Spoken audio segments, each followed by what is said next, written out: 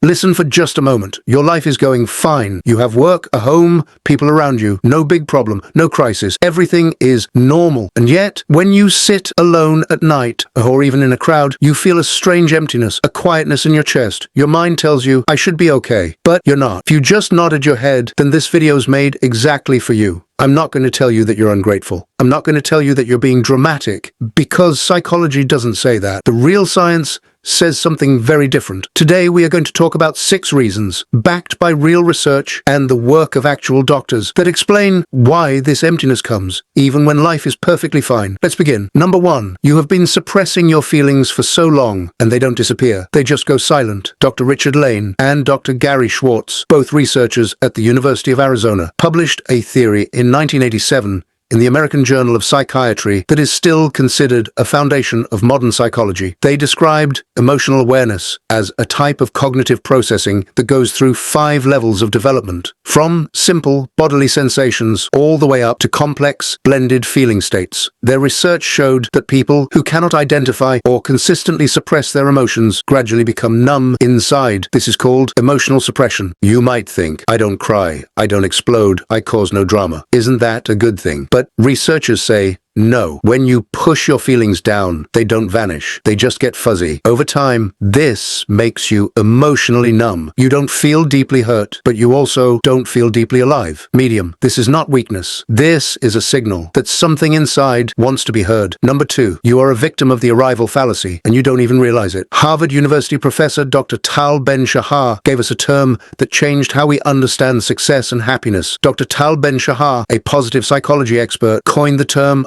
arrival fallacy to describe reaching a particular goal and subsequently expecting a lasting sense of fulfillment to result, but instead finding that happiness and satisfaction are disappointingly elusive and fleeting. Psychology today. The promotion you dreamed of becomes just another Tuesday. The relationship you worked for becomes routine. The brain adapts quickly to new circumstances, resetting its baseline of satisfaction. What once seemed like the pinnacle of achievement soon becomes the new normal, leaving individuals yearning for the next accomplishment. So what happens then? A strange hollowness sets in, a feeling of, I worked so hard, achieved so much, and still feel like nothing was gained. This emptiness is not your fate. It is simply a sign that you are chasing meaning, not just milestones. And recognizing that difference is genuinely one of the most emotionally intelligent things a person can do. Number 3. Your feelings were not noticed in childhood, and that wound still sits quietly inside you. Dr. Jonas Webb is a licensed psychologist who, after more than 20 years of practicing psychology, noticed a pattern that no one had yet given a name to. She discovered an invisible factor from childhood which weighs upon people in adulthood, sapping their joy, making them feel disconnected or unfulfilled, or causing them to struggle with self-discipline. She called it childhood emotional neglect. She then wrote the first book ever on the subject, Running on Empty, Dr. Jonas Webb. Dr. Webb says it doesn't require that something terrible happen to you. Childhood emotional neglect